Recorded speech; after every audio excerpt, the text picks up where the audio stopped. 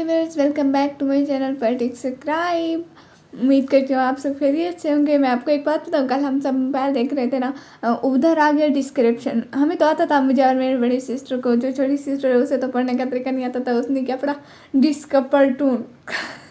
और मैं आपको मिलवाती हूँ एक क्यूट पेज से, बहुत ही प्यारी थी। मेरे घर आई, मैंने उसे उठाया, इतनी प्यारी थी। मैं आपको दिखाती हूँ, देखो कितनी प्यारी है। ऐसा बहुत प्यारी है माशाल्लाह। मैंने इसे ये रिबन भी लगा दिया। ऐसा मेरी हमसाई है, मेरे घर के करीब रहती है। कल जी और इसके अम्मी आए थे ना, मुझे इतनी प्यारी लगी, मैंने कहा मैं आप सबको भी दिखाऊंगी। दिलबर ओ दिलबर, ये कैसा सफर है। चाहत मेरी हर क्यों बेअसर है। इश्क तो रुतबा ऊंचा करे है, हमको लगी रे किसी की नजर।